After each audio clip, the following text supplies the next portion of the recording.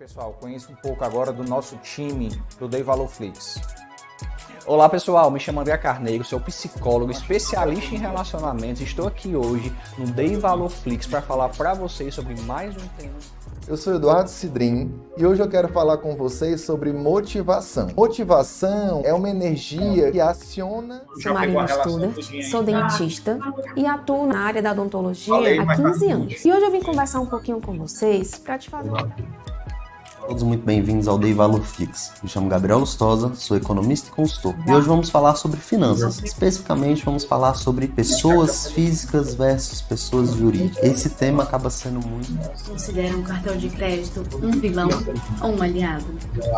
Eu considero ele um meio de pagamento. Se você souber usar bem, ele pode ser um aliado. Mas se você não souber usar, ele pode ser o maior vilão das suas finanças pessoais. Aqui é o Alisson Soares, sou consultor empresarial há 17 anos. Nesses 17 anos, a gente vem ajudando empresários, empreendedores, executivos a ter mais vendas, lucro, caixa. Meu nome é Vitor Cipião, sou cofundador da Insight e hoje eu vou falar um pouquinho sobre funil de vendas. Um funil simples, a gente pode dividir ele em basicamente 3 partes: o topo, o meio e o fundo do funil. Bem-vindo, meu nome é Leonardo Araújo, eu sou cofundador da Insight e eu tô aqui hoje para falar os 3 motivos para você investir em anúncios online. O primeiro motivo é a segmentação. Sou Adília de Figueiredo, autora do Intensivo de Gestão. Estou aqui hoje no Dei Valor Flix para ensinar para vocês sobre gestão de estoque. Eu vou falar de forma breve porque estoque, dependendo do produto, do perfil da mercadoria. Sou André Peixoto, sou advogado especialista em direito digital e proteção de dados há 18 anos e hoje aqui no Dei Valor Flix a gente vai falar sobre a Lei Geral de Proteção de Dados e como ela pode ajudar o teu negócio a ficar mais moderno e eficiente.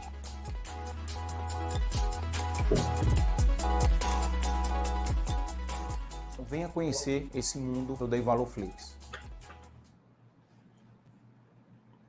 Fala pessoal, vamos agora chamar aqui o Constantino para falar sobre a nova economia, o hidrogênio verde. Cadê o Constantino? Meu amigo Constantino. Bom dia, rapaz. Quase que eu não participo, né? É uma gripe aqui boa, mas estou aqui no Porto das Dunas. Rapaz, peguei essa virose da moda aí, mas estou mais tranquilo hoje. Não, acho que não é da mosca, não, mas a bicha é braba, viu? Mas em mim tá dando leve. Aqui nos amigos, colegas de trabalho, realmente o negócio foi pesado. Mas para mim, eu acho que eu já estou bem melhor aqui com 3 dias de gripe. Foi. Marcos, é um prazer estar contigo de novo, né? Eu acho que contribuir aí com o podcast é muito interessante e também muito produtivo, à medida que o Ceará vai acordando para o seu potencial, né? E a gente vai despertando, especialmente nos jovens e em todas as idades, essa vontade pelo empreendedorismo, que não é fácil, mas compensa. Não sei se tu acompanhou aí a do Pedro, né? Pedro passou por perrengues grandes, viu, cara? Passou por perrengues grandes, como todo empreendedor, realmente. Pandemia deu uma rasteira em muita gente, né? Deu uma rasteira em muita gente. Quem conseguiu sobreviver à pandemia, acho que sobrevive a qualquer coisa agora, né? Sem dúvida, sem dúvida. Acumulou um potencial, uma bagagem de conhecimento sobre sobrevivência fantástico. Total.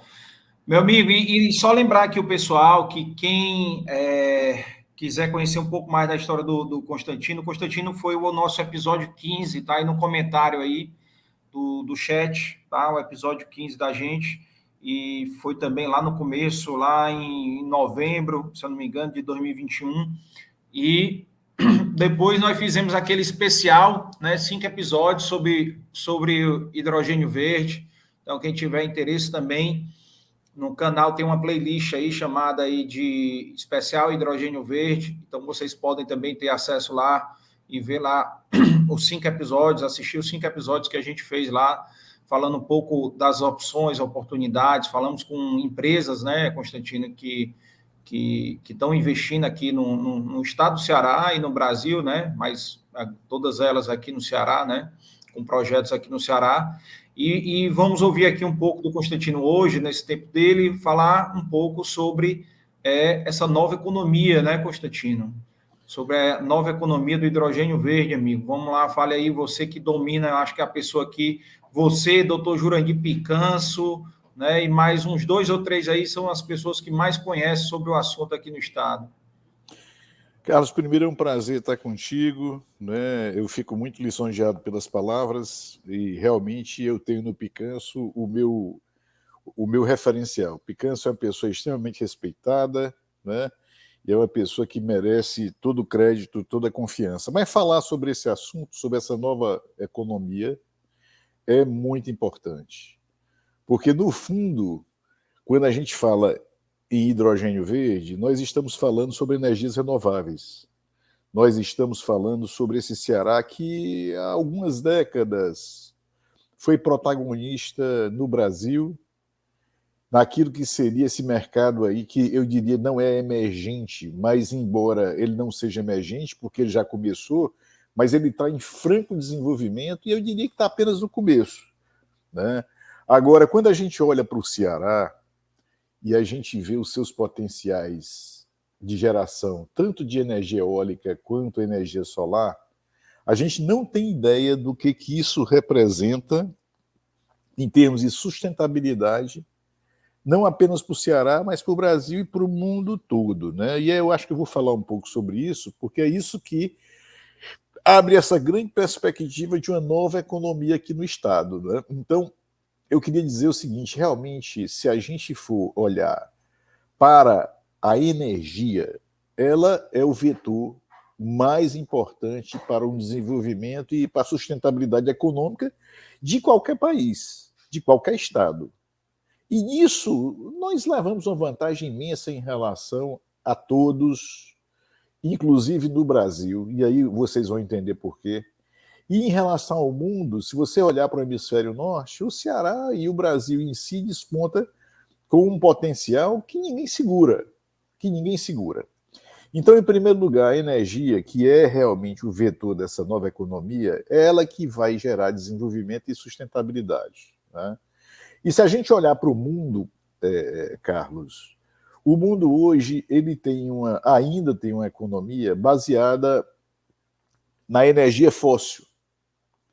E a energia fóssil, em termos de localização geográfica, ela não é tão democrática, né? Ela realmente se localizou, se nós olharmos para as grandes reservas de petróleo do mundo, em poucos países, em poucas regiões. No Oriente Médio, que é o local mais conhecido, na própria Venezuela, e na Rússia também, né? Óbvio, os Estados Unidos e o Brasil também desponta como um grande produtor de combustíveis fósseis, né?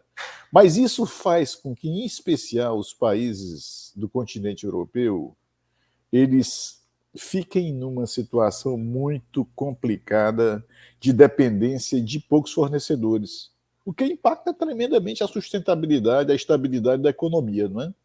E no caso do Ceará, nós não temos essa limitação, ou seja, aquilo que para os europeus pode matar a economia deles, no nosso caso aqui, é abundante e barata.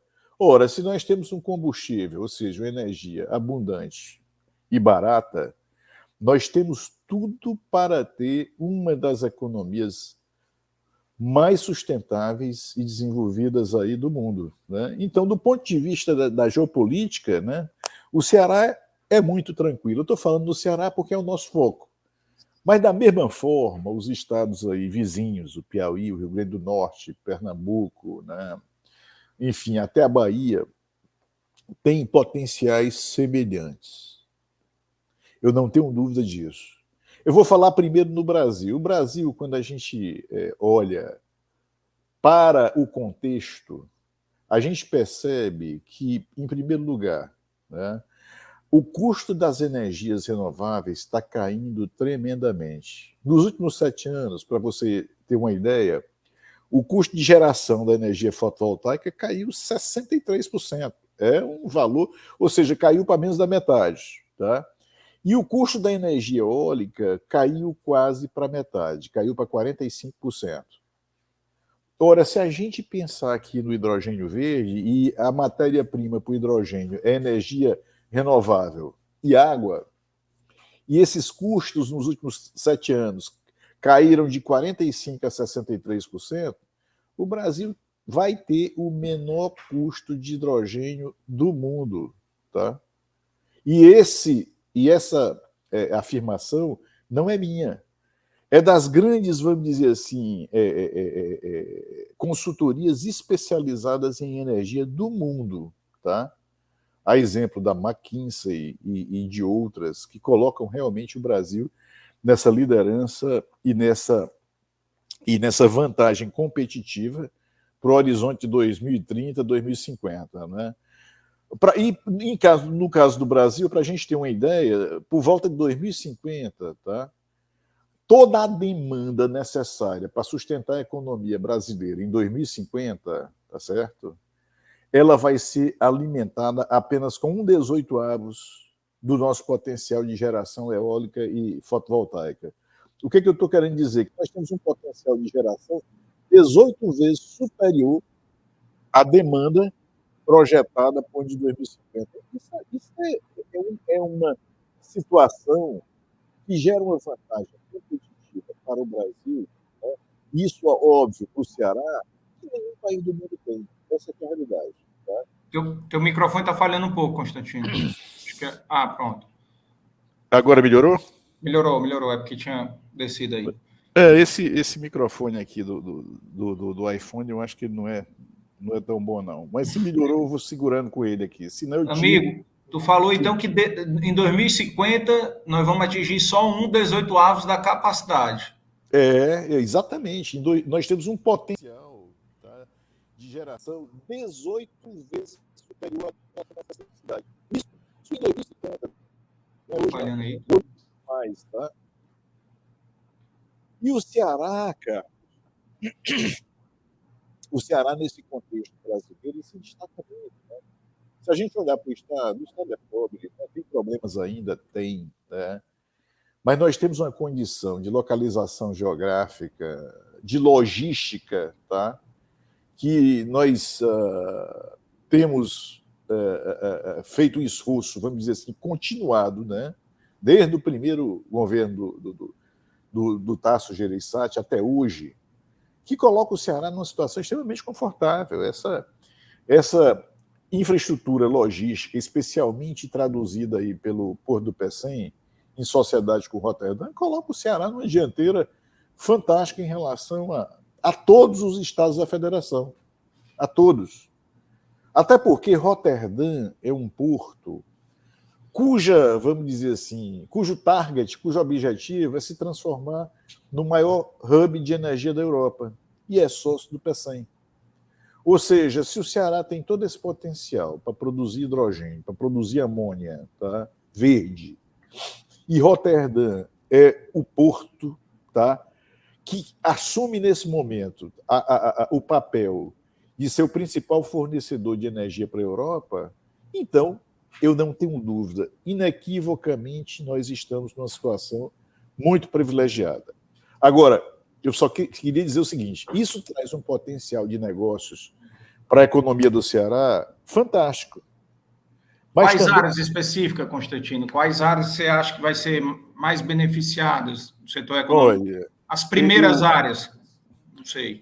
Eu vou te colocar simplesmente o seguinte, né? Quando a gente olha para as primeiras áreas, no primeiro momento o hidrogênio ele vai ter um preço mais caro do que o combustível fóssil. Ou seja, vamos supor que a gente queira substituir o gás natural. O preço do hidrogênio hoje é superior ao do gás natural, então ninguém vai pagar. Mas a Europa ela está numa dependência tão grande do Oriente Médio, em especial da Rússia, que ela vai pagar. Então ela vai importar. No primeiro momento, o movimento do Ceará é se transformar no exportador. No segundo momento, o mercado interno ele vai ser extremamente beneficiado. Porque imagina, Carlos, embora o Brasil tenha uma situação privilegiada como produtor de petróleo, tá? À medida que as energias renováveis foram se tornando mais baratas, o preço do combustível sintético, porque a partir do hidrogênio a gente pode fazer gasolina, pode fazer diesel, pode fazer óleo combustível, desde que a gente pegue o hidrogênio e combine ele com o carbono. O que é o carbono? É o CO2. E o CO2 é aquele que é jogado fora nas chaminés das indústrias, é aquele que está na atmosfera, que causa os problemas respiratórios, que causa o efeito estufa, que muda a temperatura do planeta. Se eu pegar esse carbono que já está na atmosfera, combinar com esse hidrogênio, eu consigo produzir qualquer hidrocarboneto. Gasolina, diesel, combustível, plástico, solvente. Então, imagina só o leque de oportunidades aos quais eu estou me referindo. O Ceará pode ter uma refinaria de combustíveis sintéticos de baixo carbono grande para suprir boa parte das necessidades desses combustíveis que hoje nós utilizamos no Brasil. Ou seja, o que eu estou dizendo? Que o teu carro que consome diesel, que consome gasolina, ele pode vir a consumir uma gasolina, um diesel, tá? Que provenha do hidrogênio verde, combinado com o carbono que já está no ar. Ou seja, se eu tiro do ar, retiro do ar o carbono e combino com o hidrogênio, eu não acrescento mais poluição ao ar. Eu simplesmente estou aproveitando aquele carbono que já foi lançado na atmosfera, estou combinando com o hidrogênio e estou produzindo. E isso aí abre uma grande oportunidade de negócio para o Ceará. Ou seja, o Ceará poderá vir a ser, tá, ter hidrorefinarias. Quando eu me refiro a hidrorefinarias, são aquelas refinarias a partir do hidrogênio, tá? E, além disso, eu posso ter as indústrias de fertilizantes verdes, como amônia e ureia, e tornar o potencial num grande hub produtor de fertilizantes. E, pasme, o Brasil hoje, para fertilizar o agronegócio, ele importa 85% das nossas necessidades. Então, esses 85% que nós importamos, tá, ele pode ser substituído pela amônia e pela ureia verde, que pode ser produzida aqui no estado. E aí, quando eu estou falando em combustíveis sintéticos, tá, que é aquele produzido pelo hidrogênio com carbono, eu posso substituir, por exemplo, o querosene de aviação.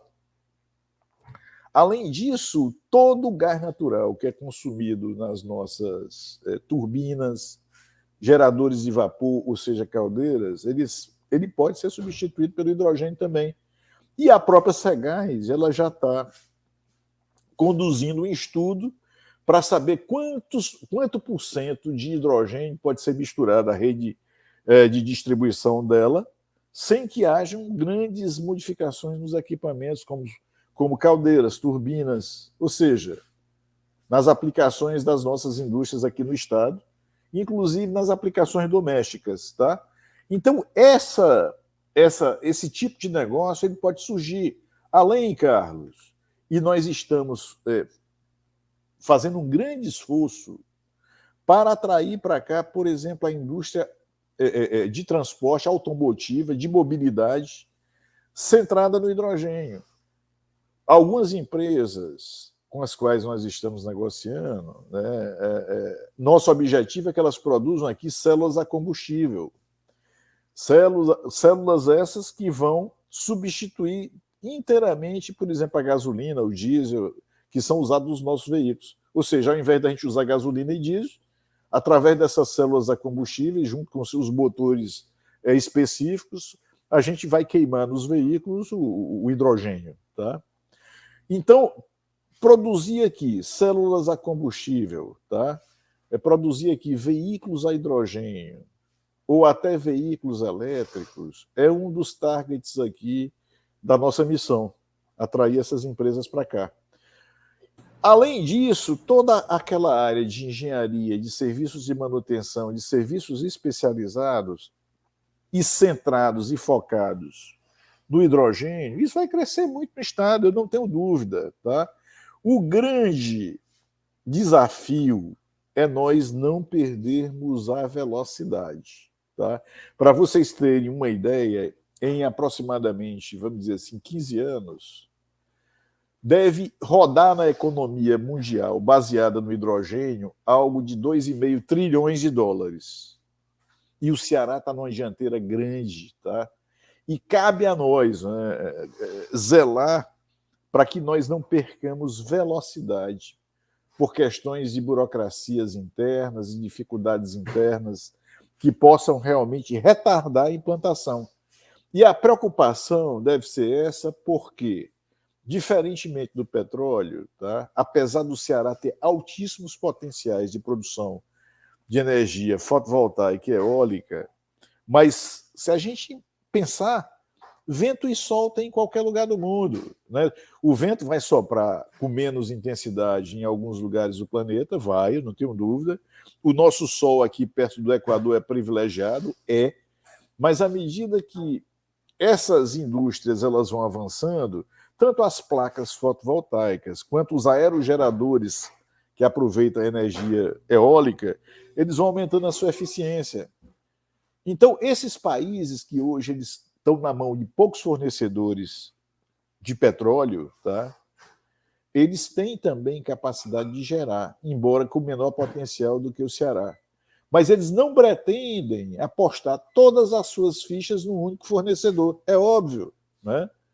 E daí resulta essa minha observação.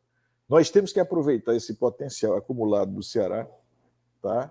E se nós quisermos abocanhar parte desses 2,5 trilhões de dólares que vão girar em torno do hidrogênio, a gente tem que avançar com rapidez. Agora, o que nós projetamos hoje? Nós projetamos um volume de investimentos no estado do Ceará da ordem de 26 bilhões de dólares nos próximos 11 anos, 10 ou 11 anos, né, em energia eólica, fotovoltaica e hidrogênio. Eu estou falando em fazer com que o PIB do Ceará se multiplique por 10 em 10 anos. Isso é uma responsabilidade muito grande e vai afetar todos os segmentos econômicos do Estado, né? Agora, é o que eu falei, tá? Nós precisamos de agilidade, nós precisamos aí de uma aliança forte entre o setor produtivo, o setor governamental, a academia e a sociedade, para que todo esse processo ele realmente se desenvolva numa velocidade que possa, vamos dizer assim, trazer essa vantagem competitiva para o Ceará.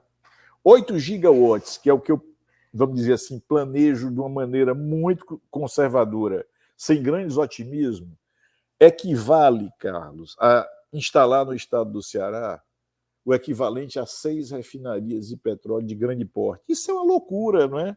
Porque até hoje... Muita coisa, viu? É muita coisa. Até hoje nós fizemos um esforço imenso para implantar uma refinaria e agora que a gente está avançando com a refinaria da NOX. E não saiu do papel ainda, né? Não, ainda está em licenciamento, né? Mas está avançando, tá certo?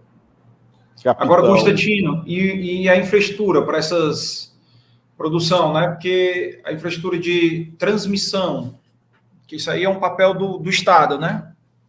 Perfeito, Carlos. Como é que está essa infraestrutura? Porque eu te diria... que adianta atrair essas empresas e a produção de energia solar aqui, em sua grande maioria, no sertão central, né? Digamos que é onde tem a maior incidência de sol. Como é que essa energia vai chegar lá no Porto do Pecém? Perfeito. Excelente pergunta, tá? É o que nós estamos, vamos dizer assim, trabalhando. Essa infraestrutura, eu vou começar pela infraestrutura elétrica, tá? Você fez uma excelente pergunta. Para você ter uma ideia, hoje no Ceará, eu vou arredondar o número, nós temos uma potência instalada aqui da ordem de 6 gigawatts, tá? Que atende boa parte da demanda do Estado, e nós vamos precisar acrescentar nesse horizonte ao qual eu me referi, até 2034, algo em torno de 16 gigawatts. Isso mais do que dobra, tá, tudo que a gente tem por aqui. Tá? Então, nós temos que investir em linhas de transmissão para fazer com que essa energia chegue, por exemplo, lá no Pecém, e em subestações. Linhas de transmissão são linhas integradas ao sistema, ao grid nacional. Isso é competência federal. Mas nós estamos alimentando a empresa de planejamento energético do governo federal com todas as informações necessárias para que esses projetos eles sejam implantados no Ceará no prazo adequado. Entretanto, nós já conduzimos estudos aqui que mostram que os 3 primeiros gigawatts de projetos, tá, eles já têm aqui, né, capacidade de serem supridos pela infraestrutura de linhas de transmissão e subestações existentes. Na verdade, com pequenas modificações, tá? Pequenos investimentos, da ordem de 80 milhões de reais, inclusive, que não são empreendimentos vultosos, mas que tranquilamente podem abrigar e fornecer energia para os 3 primeiros gigawatts de projetos de hidrogênio no PECEM. Então, isso é uma tranquilidade para a gente. A infraestrutura portuária, hoje, nesse momento, ela é objeto de estudos, tá? Pelo Porto do PECEM, e eu não tenho dúvida de que ela será provida no tempo adequado. As primeiras empresas que celebraram contratos com o PECEM já anunciaram que pretendem começar suas exportações a partir de 2026, 2027. E o PECEM está se preparando para realizar esses investimentos, inclusive com financiamentos já em curso, tá? Em solicitação junto ao governo federal, com recursos do Banco Mundial. Tá? Isso seria para toda a infraestrutura portuária do PECEM, inclusive a parte comum, eu me refiro à parte de utilidades de dutos para transportar hidrogênio, amônia, até a expedição do hidrogênio e da amônia através dos terminais do PECEM. O PECEM também está, nesse momento, desenvolvendo uma chamada pública para instalar uma tancagem compartilhada de amônia, ou seja, uma tancagem que possa ser utilizada por todos os produtores que vão se instalar no PECEM. Isso faz com que os produtores eles diminuam seus custos de investimento e, inclusive, os seus custos de operação. Tá?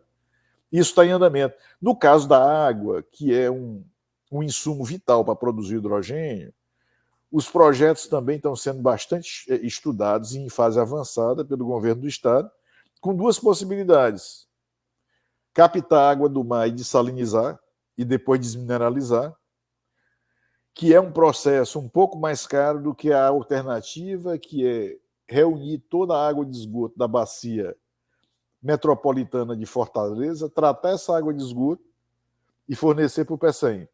O duto já existe, de Fortaleza para o PECEM. Então, a obra seria reunir o que você tem, né, na bacia da região metropolitana de Fortaleza, reunir uma parte só, tratar e bombear até o PECEM. E lá no PECEM fazer a desmineralização e entregar a água na condição adequada para o processo de eletrólise. Então, toda essa parte relativa à infraestrutura elétrica, seja linhas de transmissão, subestação, fornecimento de água ou infraestrutura portuária, tudo isso está avançando de uma maneira que eu posso afirmar que vai sair. Tá? O grande desafio hoje são realmente fechar os primeiros contratos de fornecimento, em especial para a Europa. Mas como o Roterdã ele tem um compromisso com a Europa, tá? De fornecer já uma quantidade pré-determinada, prefixada, acordada de hidrogênio, nós podemos começar a ser supridores de Roterdã. Então, isso é um diferencial que nenhum porto do Brasil tem e que é um potencial, vamos dizer assim, é um patrimônio acumulado do Ceará que realmente nós precisamos, vamos dizer assim, agilizar para não perder isso. Então, Carlos, em linhas gerais, eu te diria que a gente realmente pode ter esse efeito na economia do Ceará, tá, nos próximos 10, 12 anos, mas que eu não tenho dúvida nenhuma de que o empenho, o esforço e a dedicação para que não surja nenhum entrave de qualquer natureza, ele é fundamental. Eu acho que era em linhas gerais era isso, e eu fico à disposição aí para as tuas perguntas. O problema de infraestrutura, Constantino, ainda vai muito além do que a linha de transmissão, né? Porque uma das coisas que a gente não mencionou, mas eu acho que eu me lembro de a gente tocar isso lá no especial, foi a questão logística, cara. Não tem navio para transportar isso, né? Não tem navio. E navio, para se fabricar, meu amigo, bote aí uns 5 anos, né, Constantino? Pois é. E aí, quando a gente começa a encarar essa realidade, começam a surgir as alternativas, as soluções técnicas. Uma das alternativas é, ao invés de produzir a amônia, para transportar em navios que ainda não existem, tá? A gente produziu o metanol. Porque o metanol ele pode ser produzido a partir do hidrogênio e ser transportado em qualquer navio que hoje transporta diesel, gasolina... Navio-tanque, né? Navio-tanque. Exatamente, Carlos. Então, essa alternativa do metanol é uma alternativa que surge como resposta a essa dificuldade logística, tá? Então, Legal, muitas coisas estão sendo estudadas, inclusive há a possibilidade de você transportar o hidrogênio puro, a pressão atmosférica e a temperatura também ambiente, perdão, ele dissolvido, absorvido, tá, por algumas substâncias que no destino, com um pequeno aquecimento, elas liberariam de novo o hidrogênio, né? Então, são substâncias que nós chamamos de adsorventes, mas que, infelizmente, ainda não são comerciais, tá? Não tem custo, tá?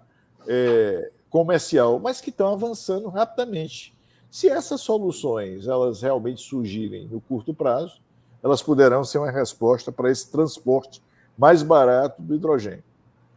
Constantino, vamos marcar agora uma outra vez para vir você, o doutor Jurandir, que já veio aqui também, né, para a gente detalhar mais aí, chamar talvez aí mais uma outra pessoa, né, e fazer um novo especial aí sobre essas novidades, porque você vê que do especial que a gente fez, do seu episódio, que foi em novembro de 2021, para o especial já teve mudança, né? E para agora já teve mais mudança ainda, né? Então, vamos depois marcar uma nova vez aí, que a gente já está atrasado aí, tem que chamar o próximo convidado aí, e aí vamos chamar aqui, vamos andando aqui com os convidados, mas obrigado pela tua participação, obrigado aí pela atenção, e marcar aí esse outro bate-papo aí, porque eu acho que tem um público muito bom interessado aí em ver essas oportunidades.